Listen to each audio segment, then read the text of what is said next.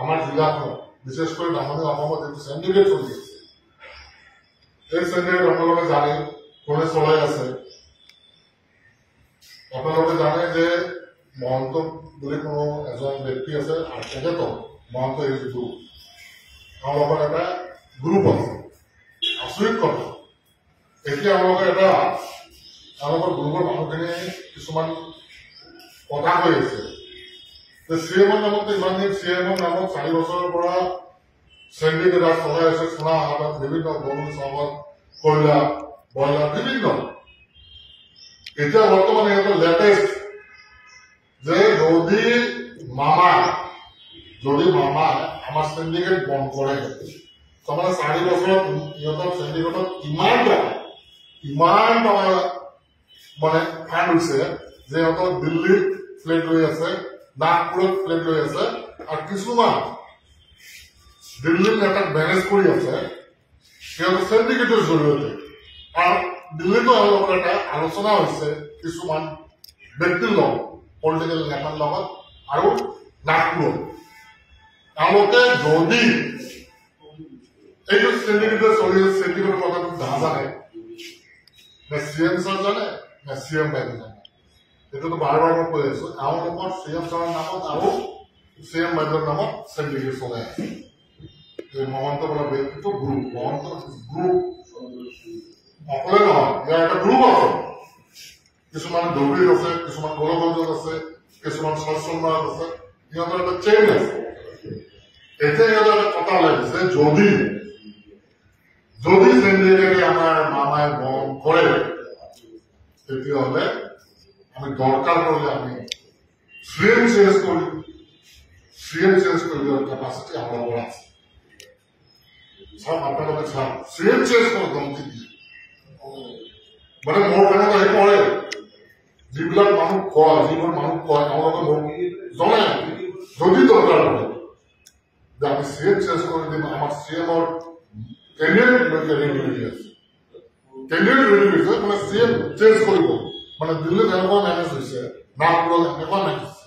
তেওঁলোকে যদি আসাম গভৰ্ণমেণ্টে চিএমে যদি চেণ্ডিকেট বন্ধ কৰি দিয়ে, চিএম চেঞ্জ কৰি দিয়াৰ নিচিনা মহাদেশ গ্ৰুপ, চেণ্ডিকেট গ্ৰুপটো চাওক কিমান ডাঙৰ কথা।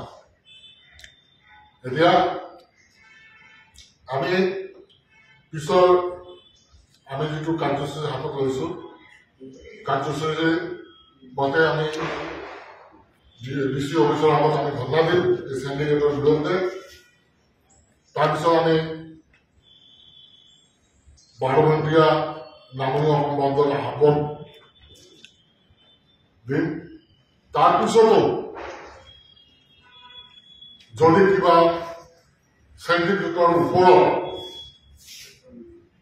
চৰকাৰে কোনো হস্তক্ষেপ, আৰু এটা কথা ডাঙৰ কথা মই মিডিয়া ভাইসকলক কৈ আছো যে এই চেণ্ডিকেটৰ লগত কিমান যে ডাঙৰ, মানে ডাঙৰ মানে এনেকুৱা ডাঙৰ বোলে মিডিয়া বোলে প্ৰকটত আমাৰ নিউজ চেণ্ডিকেটৰ নিউজ বোলে নহয়, মিডিয়া বোলে প্ৰকট এই চেণ্ডিকেটৰ প্ৰকট। আৰু এটা হয় যে প্ৰশাসন পুলিচৰ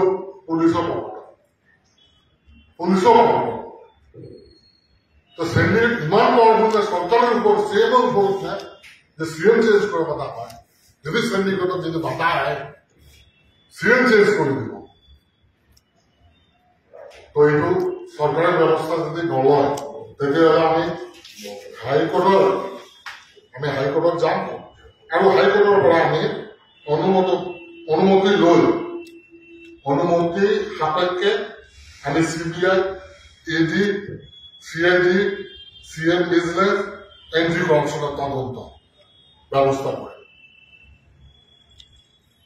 চিন্তা কৰক, আপোনালোকে যদি মিডিয়াৰ কথা মিডিয়া পক্ষত, পুলিচ পক্ষত আৰু চিএমৰ নামত ইমান দুৰ্নীতি কৰাৰ পিছতো ইমান ডাঙৰ এই চেণ্ডিকেটৰ, তেতিয়াহ'লে 4 বছৰ তেওঁলোকে কিমান টকা চেণ্ডিকেটে কিমান টকা মানে ডেইলি কমচে কম আমাৰ সোণাহাট যিটো কয়লাৰ চেণ্ডিকেট, সেইটো আপোনালোকে জানে, আপোনালোকে কাগজ দি আছে, আপোনালোকে চাব এই সিন্ডিকেটৰ নামতে কোটি কোটি টকা আছে মানে মাহতে কমসে কম 5 কোটিৰ পৰা 10 কোটি টকা কালেক্ট কৰি আছে আমাৰ এইখন জিলাত এতিয়া আপোনাৰ জানা এফচিএল চালৰ এতিয়া ড্ৰাগছৰ এতিয়া সুপাৰী গৰু ছাগল মহ বিশেষ করে কয়লা আর একটু পাথর এই সিন্ডিকেট পাথর সিন্ডিকেট সব থেকে আসরিত কথা মামা